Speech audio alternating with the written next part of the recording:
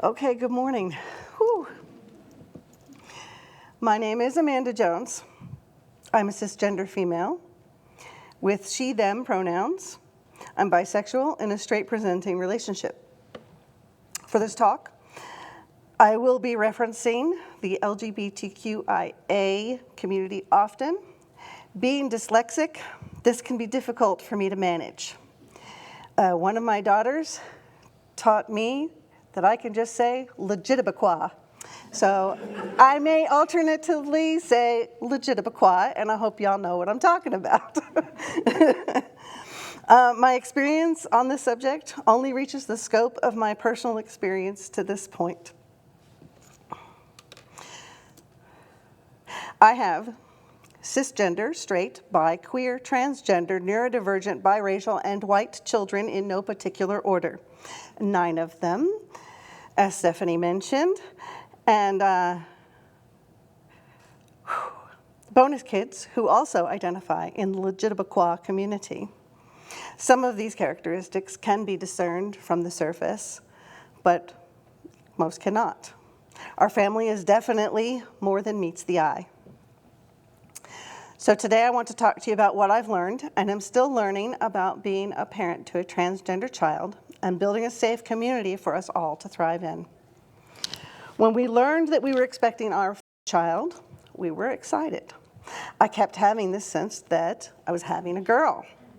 When the time came for that ultrasound and the tech told me that we were having a boy, we were still delighted. Something told me, though, that this child was going to have a special path. I named her because I knew she would need to be a warrior. Although she was assigned male at birth, we're committed to freely exploring who she is without strict gender roles. As a preschooler, was known to wear fairy wings any given day. It's totally fine with me. At about 8 years old, I guess, she wore a dress to a psychologist meeting, which was pretty normal behavior for at home, but it was the first time she wore a dress socially. The doctor pulled Amos aside, told him he should leave me and take the children because I was allowing her to express herself in this way. Spoiler alert, he didn't. At about 10 years old, I asked if she wanted to see if we could explore options for puberty blockers until she figured out who she was. She said, "No, not really. I'm happy the way I am." And I responded, "Then I am too." Our policy has always been, we will not stand in your way of self-discovery.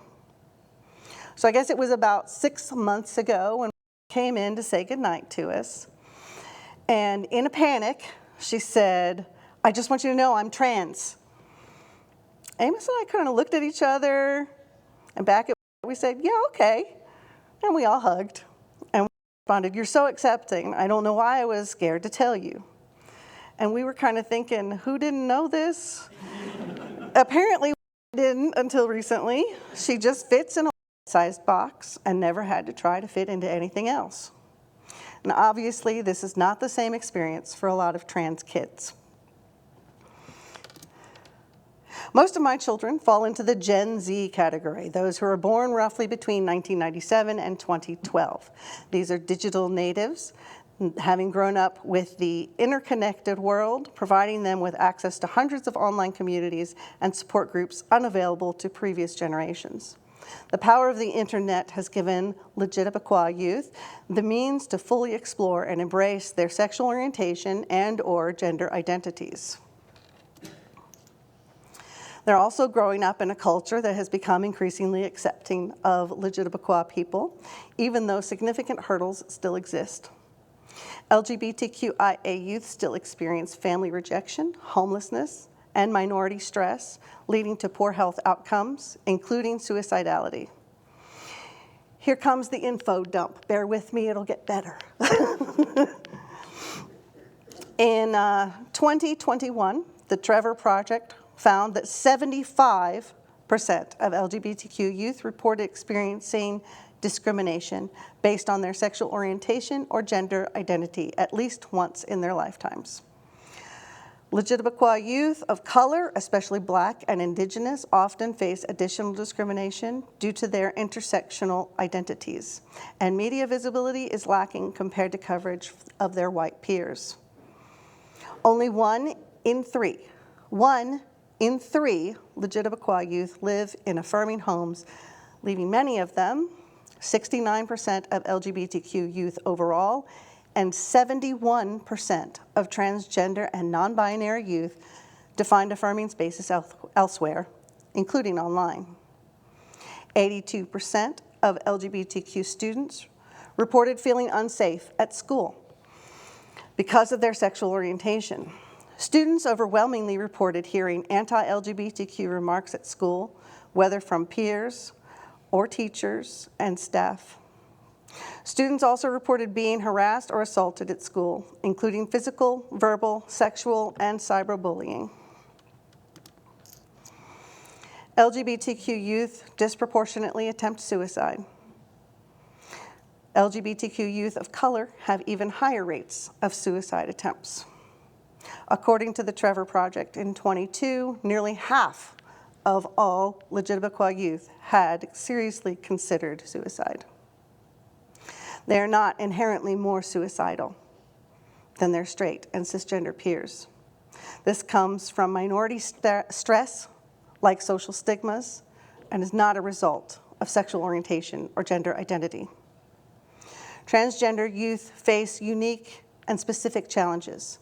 Youth who are transgender often understand at a very young age that their gender identity is different from their assigned sex at birth.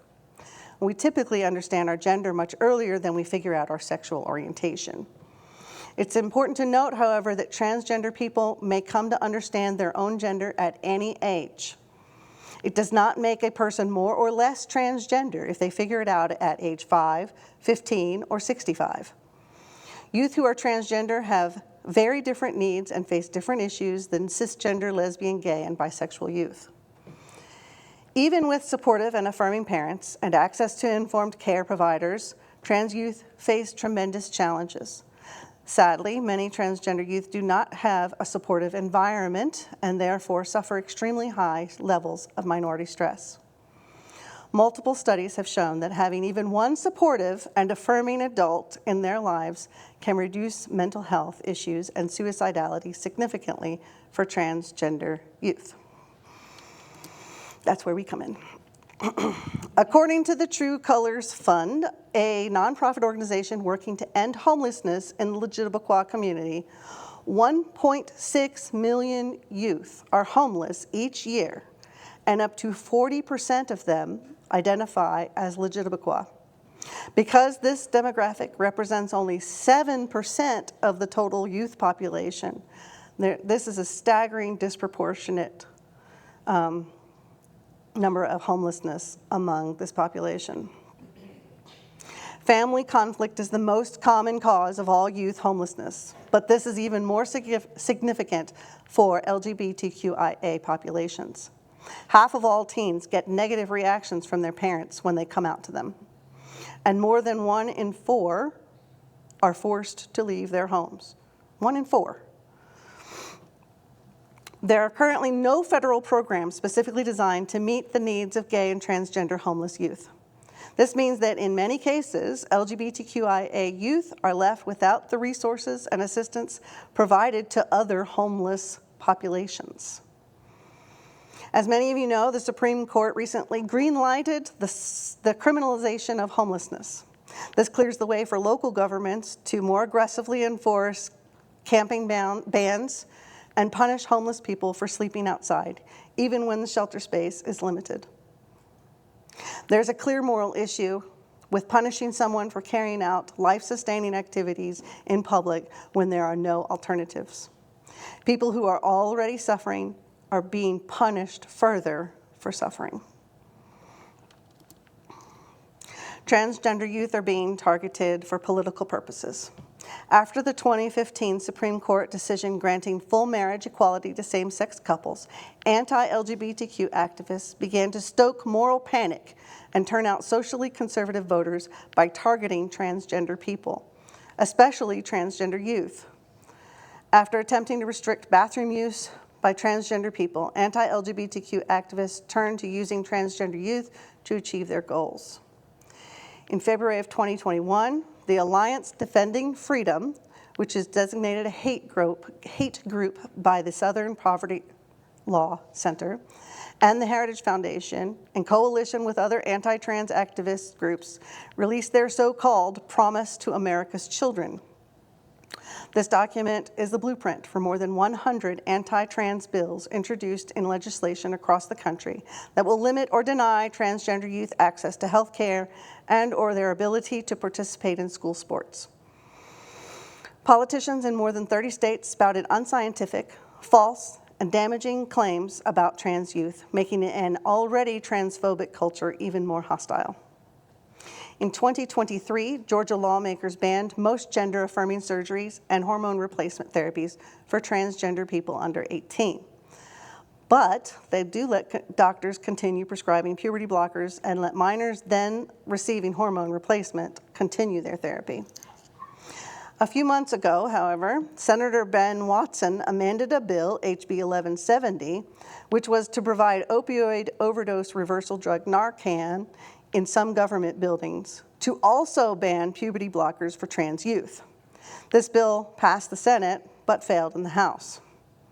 Senator Sonia Halpern from Atlanta said, "This incredible bill intended to save lives from drug overdose has been twisted into crippling legislation that will inevitably lead to an increase in suicide and a mental health crisis for Georgia's youth." Another quote, "None of this is about parental choice. All of this is about anti-trans ideology," said by Senator Josh McLaurin from Northwest Georgia. Alabama Governor Kay Ivey signed the Vulnerable Child Compassion and Protection Act into law in 2022, making it a felony punishable by up to 10 years in prison for doctors to treat people under 19 with puberty blockers or hormones to help them affirm their gender identity.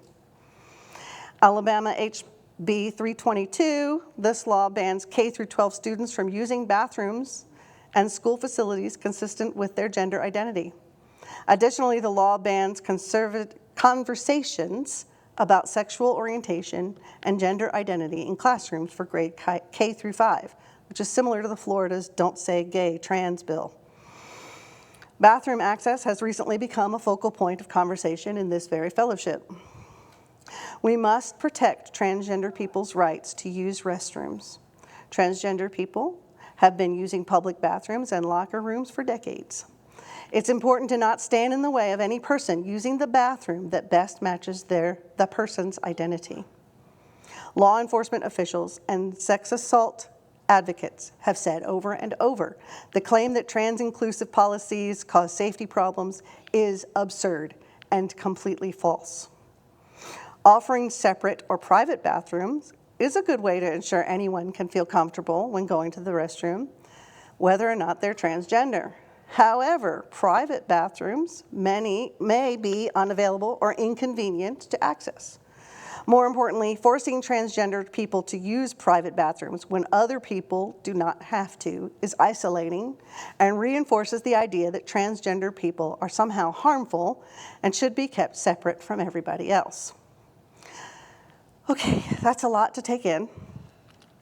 As part of my practice, when emotions get high, I like to listen to the sound of the bell.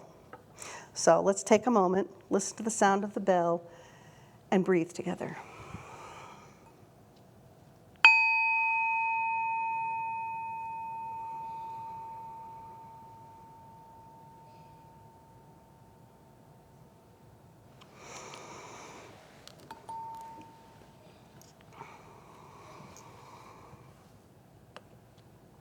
When I think of this UU Fellowship, I see it as a community dedicated to building a space, a refuge, and a spiritual home for many. So let's talk about being good allies. Here's some of the basics. There's no way to be a perfect ally to all transgender people. It's a diverse community with diverse backgrounds and needs. Similarly, there is no one right way to handle every situation. or interact with every trans person. Be respectful, do your best, and keep trying. We don't have to understand someone's identity to respect it. Some people haven't heard a lot about transgender identity or have trouble understanding what it means to be trans, and that's okay. But all people, even those whose identity you don't fully understand, deserve respect. We can't always tell if someone is transgender simply by looking at them. A lot of people think they'll just know if a person is trans and may be surprised to know that that's not always true. There's no one transgender experience, so there's no one way for a trans person to look. Trans people could be in groups or gatherings right alongside of us, and we wouldn't even know it. All the more reason to be an outspoken ally and supporter, even if you don't know there are any around you. There's no one right way to be transgender. Some transgender people choose to medically transition, and some don't. Some transgender people choose to legally change their names or ID documents, and some don't. Some transgender people choose to change their appearance, like their clothing or hair, and some don't. Likewise, some transgender people may want to do many of these things, but are unable to because they can't afford it, or for safety reasons, or legal reasons. A transgender person's identity does not depend on what things they have or haven't done to transition, and no two transgender people's journey are exactly alike. So let's continue to educate ourselves. One of the simplest ways to be a strong ally is to take your education into your own hands. It's important to have conversations with the trans people in your life, but it's also important for you to seek out resources and information on your own. Now let's talk about respectfully interacting with transgender people. Use the language a transgender person uses for themselves. No two transgender people are exactly the same and may use different language to describe themselves. Follow each person's lead, since they will know best what language best suits them. If you don't know what pronouns to use, ask. First, the easiest is to wait and see if it comes up naturally in conversation. If you're still not sure, ask politely and don't make a big deal about it. Really, the best way to bring up the topic is to share your own pronouns. Hi, my name is Amanda. I use she, them pronouns. How about you? If you accidentally use the wrong pronoun, just apologize and move on. Making a big deal about it will make it cringy.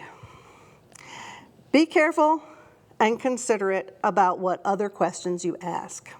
There are many topics you may be curious about, such as medical transition, life pre-transition, sexual activity. That doesn't mean it's chill to ask a transgender person about it or to expect them to be comfortable talking about themselves in this manner.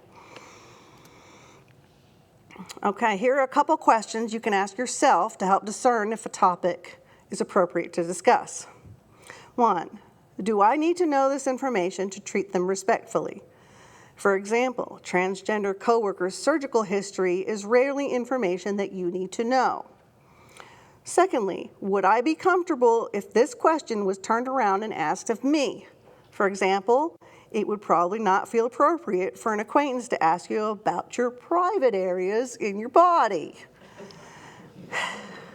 Here are some specific topics to not discuss with transgender persons, and this also includes non-binary. Their birth name or dead name. Never call it real name. What hormones they have or haven't taken. What surgeries they have or haven't had. And any questions related to sexual relationships. I mean, that's pretty much across the board. Don't talk to anybody in the youth category about sexual relationships. Someone's transgender identity is their private information to share or not. Just because someone has told you that they are transgender does not mean that they have told everyone. They may decide not to share with certain people because it's unsafe, or they could be fired or mistreated, or simply because they don't want to share the information with someone. Transgender people should be the ones to decide what information is shared. Avoid compliments or advice based on stereotypes about transgender people or about how men and women should look or act. Sometimes the intentions are good, but it may unintentionally hurt a transgender person by focusing on their looks or whether they conform to gender stereotypes. Take these examples of what might be a backhanded compliment and avoid them. You look like a real woman. I'd never know you're trans. You would look less trans if you just got a wig, shaved better, wore more makeup, etc. No real man would wear clothing like that. You should change if you don't want people to know you're transgender. Hey, I'd date him even though he's transgender. Okay, so hopefully this has armed you with some tools and knowledge to be a great ally for the transgender people in your life as well as the greater community. And remember, nobody's going to be perfect all the time, so just be as supportive as we can and learn from our mistakes along the way. I forgot my water. Amos and I want to show this fellowship some special appreciation. A major factor in having the confidence to socially come out is the supportive and inclusive values and people here. She said to me the only place she feels fully confident using the public restroom that she identifies with is right here. When, as a fellowship, we commit to being inclusive, we develop a powerful collective energy of awareness that by itself creates a safe space for everyone. In this very present moment, we build the future. Being fully aware of what is happening in the here and now, it becomes easier to act in a way that supports goodness, beauty, compassion, peace, and reconciliation. We refrain from uttering hurtful or divisive words or acting in a way we know will continue the cycle of violence and suffering. We are encouraged to look at reality through the lens of impermanence and interconnectedness. This has an immediate impact on the quality of who we are and what we represent. The most powerful kind of action is based on the collective insight and wisdom of the community. Together we see far more clearly than anyone can see alone, no matter how good the person's ideas are, even mine. The joy, love, and hope that comes from living in community and from living the reality of togetherness is like a flame in our hearts. Like this chalice, it brightens our day and the days of the people we live and work with. We become the light. I'd like to open the floor to questions, but I do ask no anti-trans or comments.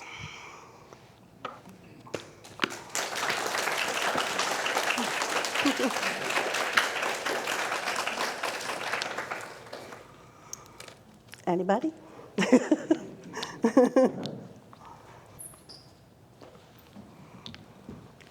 I'll kick us off. Thank you so much for sharing what you've learned and for your trust in us as a congregation and for sharing your family and for your bravery, and that extends to your wonderful children. My brother is out. He'd be totally comfortable with me sharing all of this. He's also a trans male, but he's in the millennial generation. We both are, so a generation slightly above Gen Z. So he was lucky enough, we all were, my siblings and I, to have an affirming, wonderfully accepting family life and personal life. He's gifted me with 2 beautiful nieces and Maggie with cousins. But in terms of the workplace, he has experienced what you commented on a little bit about the social element and the cultural element of discrimination. And I'm wondering, do you see any reason for hope that may change as Gen Z steps into leadership roles and management roles and supervisor roles? I mean, I have to hold on to hope. Yeah. You know, we all do. And I think being strong allies and making sure that we don't just sit quietly and let that kind of discrimination happen, even though it's hard, it's really hard for me to put myself out there. My watch has told me several times my heart rate is too high, but I think it's important work. And I do see the scale sliding as Gen Z enters the workforce, because they are a no-nonsense generation. They will not put up with your bigotry.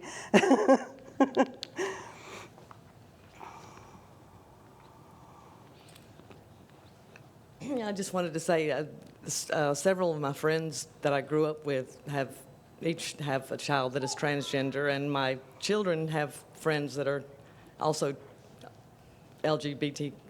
Yeah, legitimiquois. More than a few. So we see it as completely just great to Yeah. be different. We just think we value that. Yeah, and that's beautiful. And to wholeheartedly accept the community is wonderful, because we need to be the safe space for the kids who've been kicked out of their homes or are mistreated at home or have to stay closeted. We need to be that safe space. All right, well, if there's no more questions, thank you all for coming to my talk today.